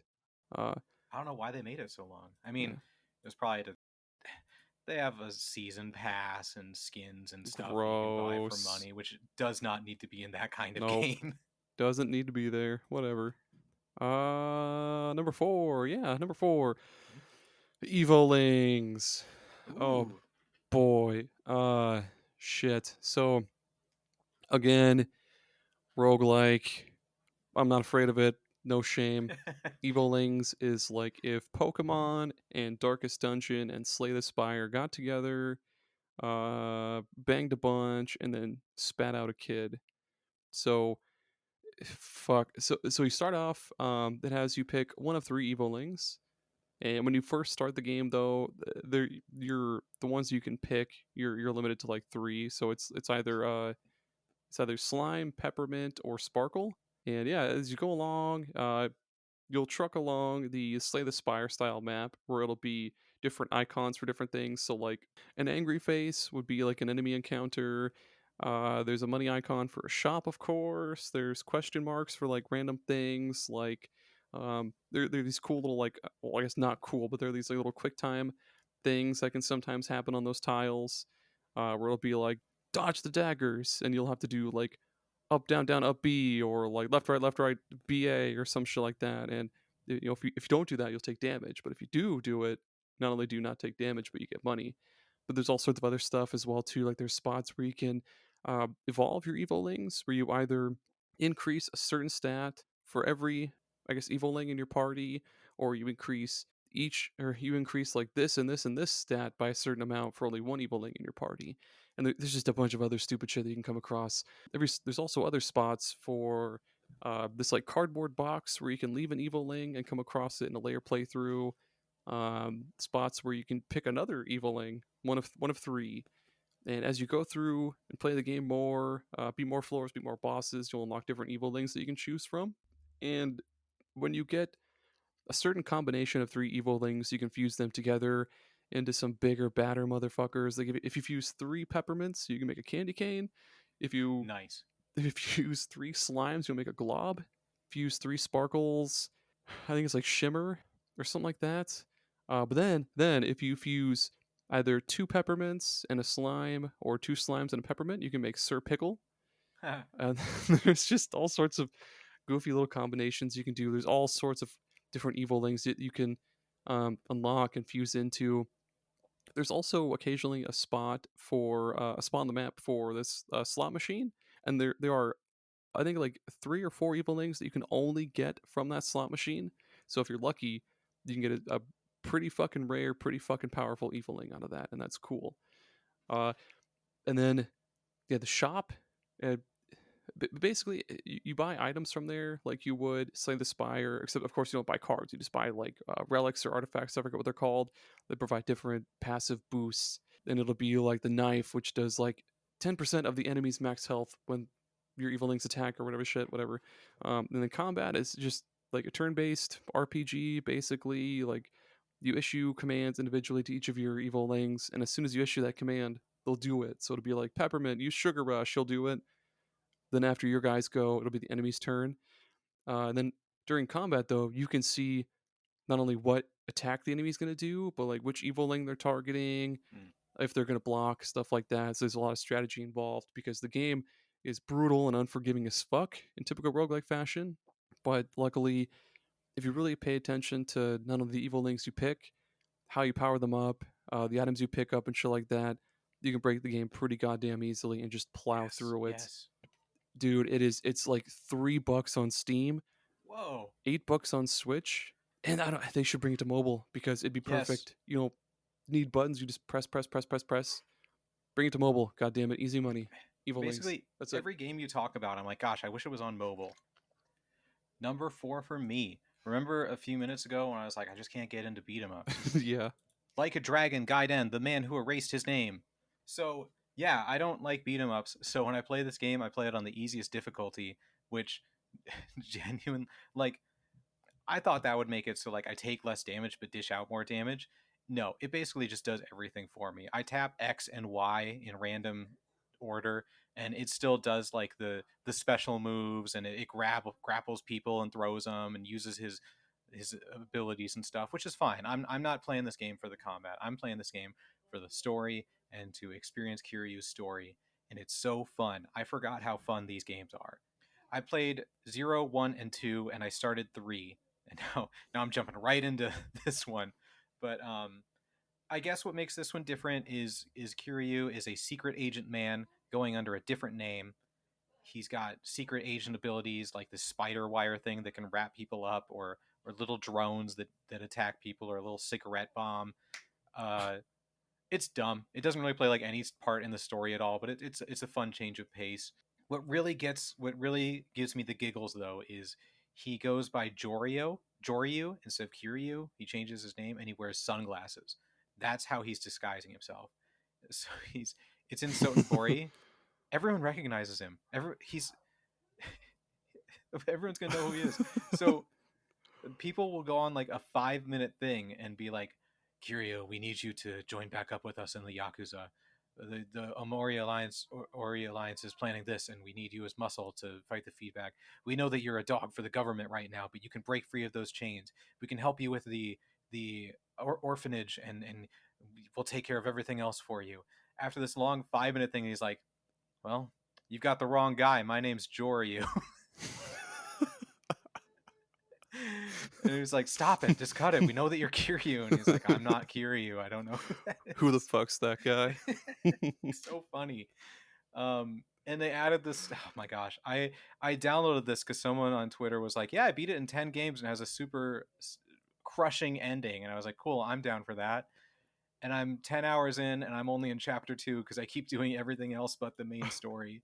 They they actually, I'm not sure how current games do it, but in this game might have revamped how the side stories work, which I actually really appreciated. You meet this person who's like a information broker, I guess, a jack of all trades, and she's like, "Can you go help people around the city? Like they need help. I want to help out the people here." And you're like, "Sure." And there'll be a kid who's like, "My soccer ball's stuck in the tree," and you get it for him. Or there's like a guy's like, "I could really go for some sushi right now," and you buy him some sushi. And as you help people out, it unlocks the side stories for you to do. And you go back to that information lady, and she's like, "Yeah, if you want to go help this person," and it's like a bigger side quest than just helping someone with a soccer ball. And I like that it's like that instead of randomly stumbling upon them and losing track of things. It's really set out in a nice That's cool. organic way, and you can level up your information broker stuff to do that faster. And but the story is also really cool. It's really fun to see Kiryu pretend to be a secret agent when he really doesn't need to, and try and solve Who some the fuck's mysteries. Kiryu? Yeah, and it's just a fun time. It's a fun Yakuza slash Like a Dragon time in a smaller package. That's all I got to say about that. Okay. Okay. That's it. Okay, Tommy. Okay. Number 3, I'm doing Mario RPG Remake. Yeah. Yeah, I guess a little disclaimer: I never got very far at all into the original uh, Mario RPG. I got like maybe an hour into it, possibly, not even that. Same. But um, yeah, this one is, from what I've heard, is incredibly faithful to the original game. Looks great, sounds great, plays great, must be great. It's great, and I love Mallow. Game is just it's good. What what how does it compare to like other RPGs? You mean to Superstar Saga and shit like Yeah, that? yeah, yeah, yeah. It does a lot of the same shit, like the action commands, like when you do attacks.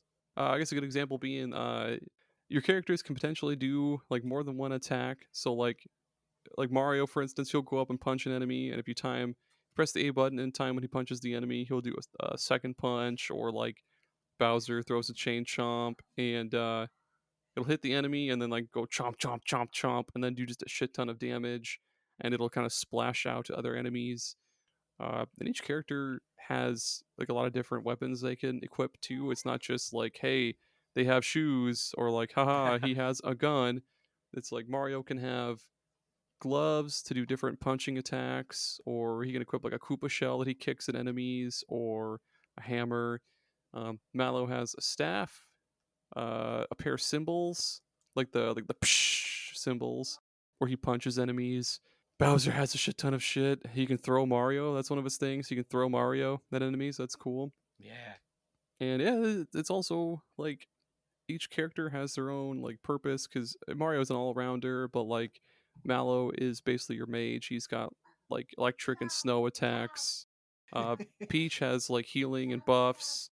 So yeah, it plays kind of similarly to Superstar Saga, except for like the bros attacks. It has, the remake has what's called triple moves, which are like when you fill up a gauge by doing action commands a certain amount of times. Your 3 party members combine all their attacks into one big attack and just annihilate the enemy. Good. Yeah, Nice. great game. Good. Yeah. Um, Number 3? my number three, and I want to say these top three have been set in stone for a while. Like these are. I was not mixing them around. I'm very confident in these games being top of the cream of the crop. Number three The cream is of wheat of the crop. the cream of the wheat of the crop Yep. is Cocoon. What a Oh, okay. what a great game. So Orbs. so So get many this. orbs. So many orbs. In Cocoon, you're a little bug robot creature thing, and you carry orbs and one single orb on your back, and you solve puzzles. But these orbs that you're carrying are also unique worlds, and you can jump into an orb to go into that world, and you can carry other orbs into the worlds that you jump into. And each orb has its own ability. Like the orange orb makes invisible bridges turn visible. The green orb lets you go up through these cylinders of water or drop down through the cylinders of water. Weird things like that. And the puzzle solving is super duper fun and makes you think. And all you do is move around and hit the A button. There's no jumping. There's no combat, quote unquote. There's no traditional combat. It's a lot of puzzle solving, and The way that it evolves over the game is super cool. One of my favorite things that it does is with all these different orbs, it could become a problem to like maintain keeping them straight or whatever, but you can't just set them down on the ground. You can only set them on pillars or on items or whatever. So you always have somewhere to put them, somewhere to place them. You're not just like trying to carry them all at one time. The game put a lot of thought into what orbs you need when. Like there's a specific example where you set the white orb on a thing, the white orb shoots out little energy bullets or whatever. And when you set it over there, it makes a platform go back and forth across a gap. And so you can carry the orbs across, but you can't carry the white orb across because the the platform would stop working. But that's okay. And then you don't need that white orb anymore. In the next area, the puzzles are exclusively with the other orbs. It does clever things like that where it only lets you bring the orbs that you need for that specific puzzle. And that's really really cool, and I'm glad they did that. It made the puzzles more approachable without becoming too difficult. um, it goes some wild places because obviously you're traveling back and forth between different worlds carrying different orbs, and it goes into some really really really wild places that's fun to do. The only real negative I have is the story is not explained at all. There's definitely a story there, but you're kind of like a human observing these robotic bugs. There's no dialogue, there's no talking. It's it's just things are happening, wild crazy things are happening. And I guess another fun thing it does is the boss fights. I said that there's no combat, but there's still boss fights, and in the same way it's How just in the fuck? moving the stick and hitting the A button. What are you saying that to? The boss, Oh I'm yeah. surprised there's boss battle. Well, I So guess other games gotta make that work. Yeah. yeah, like for example, one of the first ones, you go into the area of the boss fight and you pick up a little flower, and it like shoots you up into the air like on a water stream, like Mario Sunshine. And the boss jumps up into the air and it shoots pellets at you, kind of like a miniature shoot 'em up bullet hell thing. And so you just have to dodge the bullets, and then when it drops to the ground, you fly over the top of it with your water, and that damages it.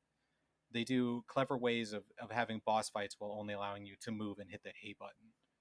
Or like there's one that like the the stage is in different platforms, and the boss will gradually get rid of those platforms. So you have to time when you move away from him destroying the platforms, stuff like that. It's just really clever all around, and you could tell they put a ton of thought into how the players were going to play and experience everything.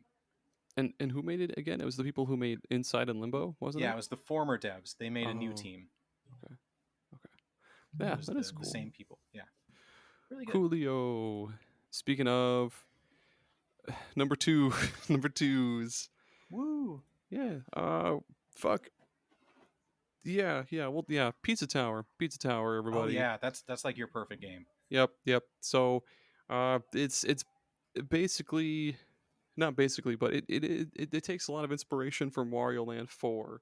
It's got like the same fucking like structure as Wario Land 4, where we'll get into like I guess like the gameplay and shit in a little bit. Basically, the whole game's about Peppino Spaghetti.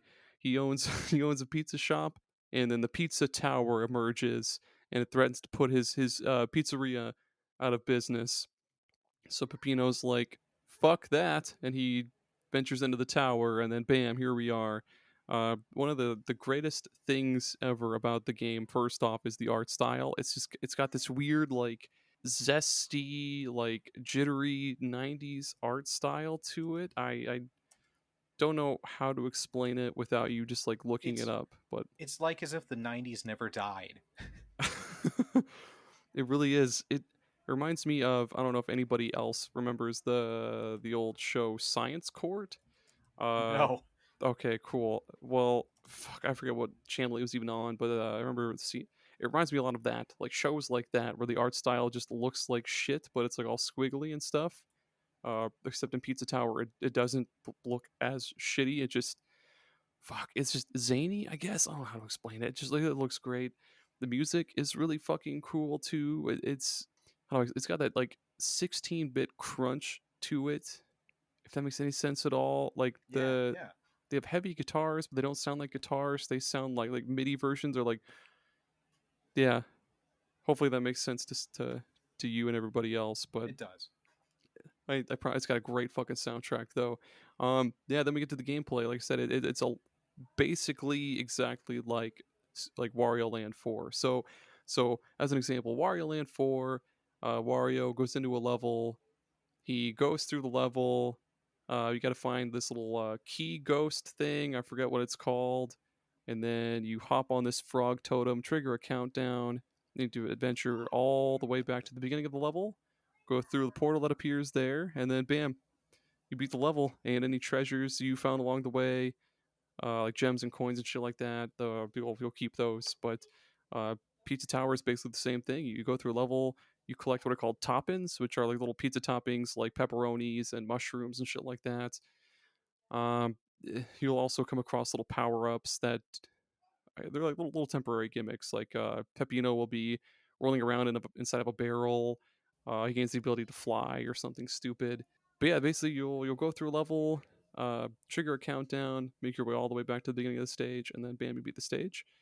But he's got a lot of other moves that I guess you didn't have in like Wario Land 4. So one really fucking cool thing the Pizza Tower does is that so in there, I forget what button you hold, but you can do this dash move.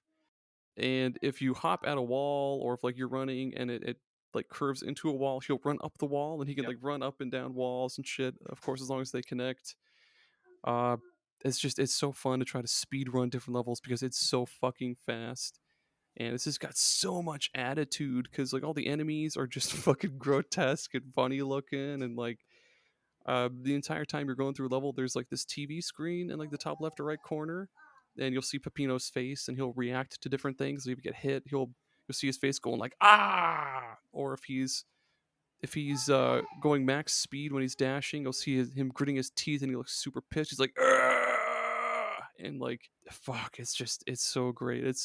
I keep saying that it takes a lot of inspiration from Wario Land 4, and I keep comparing it to Wario Land 4, but it does so much that it is its own thing. Like yeah, it's Pizza Tower. That's it. Good pick. Good pick. Number 2. I hope everyone's ready because I am probably the only person that has this in their top 10. Exoprimal. Exoprimal is such a good video game, you guys. That's what you've said. That's what I've read you say. It is, oh my gosh, this is like the perfect online multiplayer shooter game. I All of you are crazy for not giving it a chance.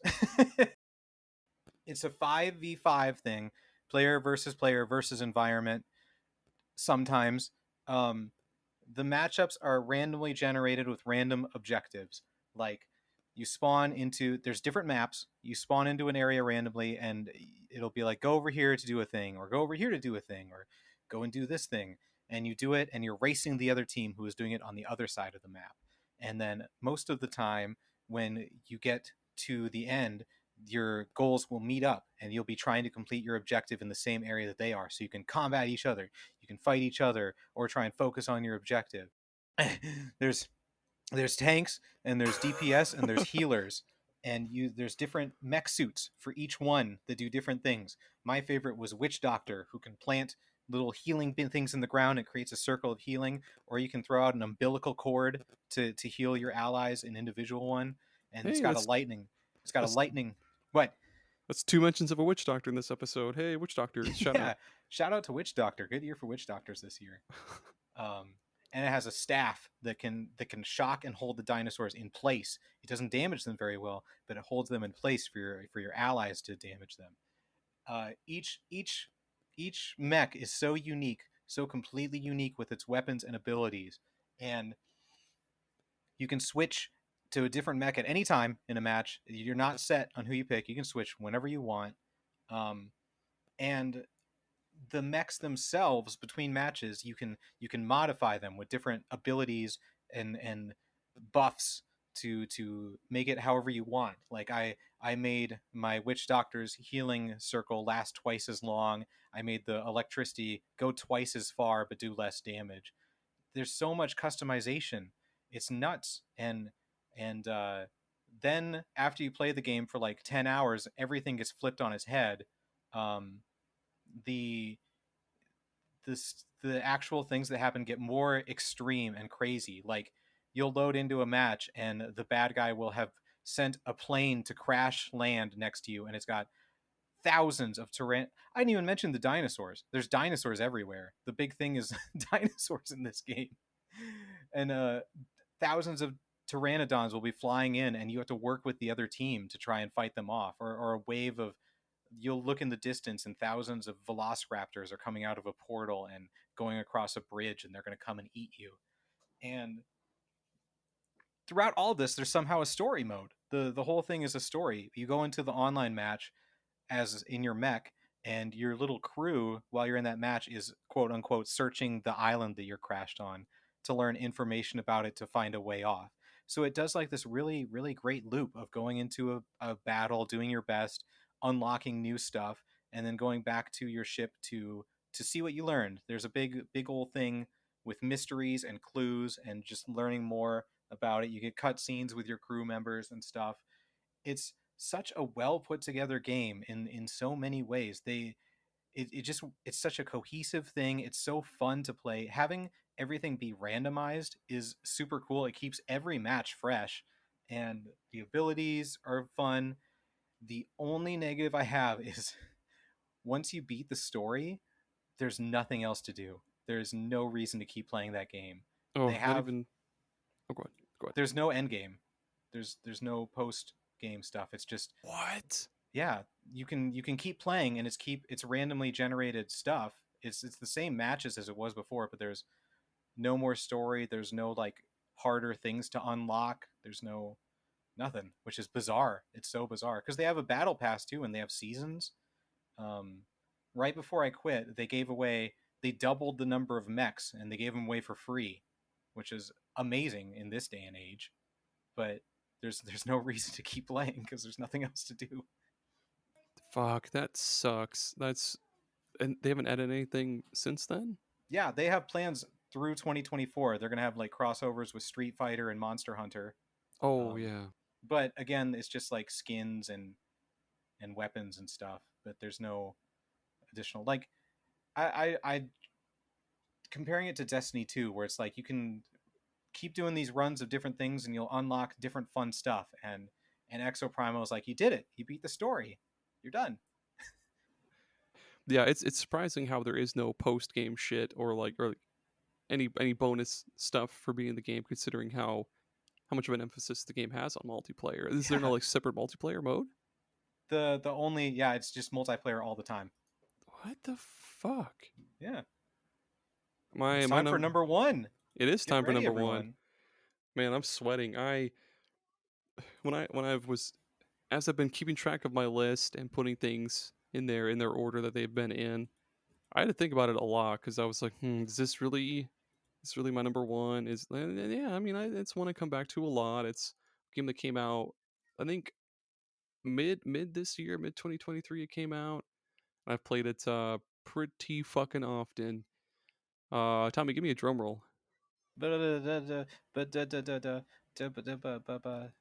Hey, it's Wildfrost. Oh yeah, yeah, that's obvious. Yeah. Yeah. Hey, In a good way. yeah, roguelike goon here. Um, that's my YouTube channel name now. But so Wild Frost is it's a deck building strategy roguelike essentially. So we start out. You always have the very first thing you do is you play your leader. Oh, I guess before you start a run, you pick your leader, and I guess as you go through the game, you'll unlock different races or tribes, I should say. You'll unlock different tribes that have different cards that are available for you as you go along and have different abilities. Like uh, the very first one is I think they're called like the Snowfolk or some shit like that, and they have different mechanics like what is it snow, which basically freezes an enemy for a turn. They have Shroom, which is just poison. Fuck, what else is there? Spice, which is like a temporary attack boost. Just a bunch of other stuff. And then you get to the Shade Mancers, and they have cards to summon shades, which are basically these just what's the word I'm looking for? I guess they just summon shades. You can summon little dudes that can attack for you or like take a hit for you or other different abilities. They also have other mechanics like demonize, which makes an enemy take double damage or makes you take double damage if you have it. Overburn, which is where like when when your health gets either equal to or lower than the amount of overburn you have, they'll explode and then damage nearby enemies for that amount or the amount of overburn that they had. And then what are they called? They're like the tinkerers or some shit like that. They have what are called scraps, which are basically just like structures or items that you can put on your field, and they'll give you different passive buffs. Like there's one that gives you +2 to all weapons in your hand, or like while active, all allies retain spice or some shit like that, or even like little I guess automaton. Well, not even like that. Like little robots that'll be like when an ally in this throw attacks, it'll trigger this guy, so he also attacks. Shit like that. But um, yeah, fuck. So combat is on this like what is it? There's 2, 4, 6, 8, 10, 12. It's on a 2 by 12 grid. Um, there's 3 rows on the left side. That's your side. 3 rows on the right side. That's the enemy side. And basically, you'll play your leader first. And of course, if the leader dies, that's it. You're done. Then you can get different out like you'll pick a sidekick at first, but then as you go along in your run, you can find companions. I'll get to that in a little bit too. But uh, yeah, you can play one card from your hand per turn, whether it's an ally or an attack or whatever. One card per turn. But all characters on the field, they have a little counter on the bottom of their card, and once that reaches 0, they'll they'll attack or trigger whatever effect they have, whether it's like apply to shroom or this and that. Uh, so there's a lot of I guess strategizing you'll have to do before you play any fucking card because you got to keep in mind like this enemy is gonna attack like next fucking turn, so I'd better rearrange my guys, put this in front of him to soak up an attack, uh, heal up, shit like that. And then when you're not in combat, you'll be going along this little map that is again is like Slay the Spire. There'll be you can come across a shop, you can come across a thing that just gives you money. What's called a muncher, where you just get rid of a card because you don't need it and it's taking up space. You can find what's called a frozen companion, where you just break open this ice by tapping A 3 times and you get a companion. And it's just really fun to keep going through and figuring out different combos and break the game essentially. And what's also cool is the very first time you complete a run, you'll beat what's his name? It's like the Frostmancer or some shit like that. But once you beat him, he'll basically possess your party that you just beat him with. And so your next playthrough, the final boss will be that party that you just beat the game with. But every time you beat the game, you unlock I think they're called dread bells, and they do different things like it'll like enemy waves appear one turn quicker or stuff like that. And when you beat the game with 3 dread bells active, you'll get the true ending. So uh, it, yeah, it's great. They're also adding more shit to it. They just came out with a second big patch for it, where they give you what is it when you beat a boss? You can pick like two bells or charms or whatever, and they're coming out with even more cool new shit for it as well too, which is free. And Heck yeah. yeah, it's great. It's great. What a great game. Yeah, yeah, Well deserving. Well yeah, deserving of the number one spot from Aaron. yeah. In a similar way, my Do you want me to number drum roll one. for you? Yeah, please give me a drum roll. Okay. Hang on. Can you hear that? Yes.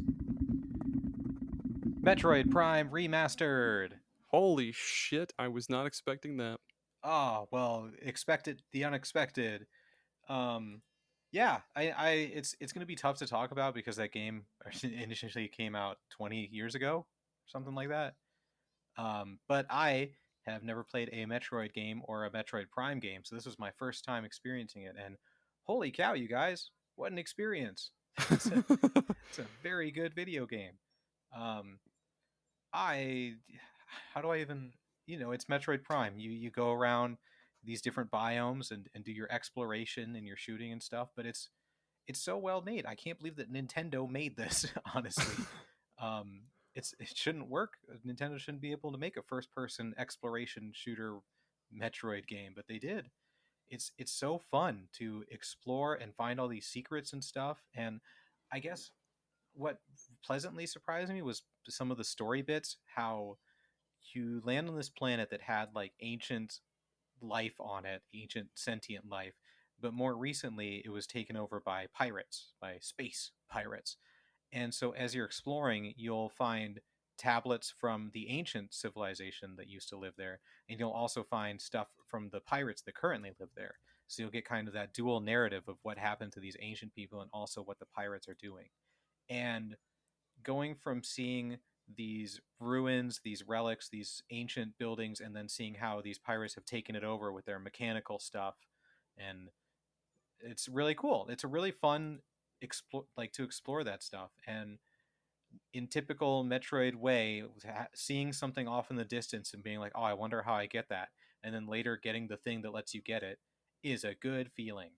Um, all the different visors are cool, and how you can use the different visors to handle different things. Like you'll go into a room that's pitch black, turn on your night vision visor, or there's an invisible enemy, so you turn on your thermal visor. The only problem is the controls really suck for that. You have to hold X and then hit the D-pad direction for what visor you want, which is not easy to do in the middle of combat.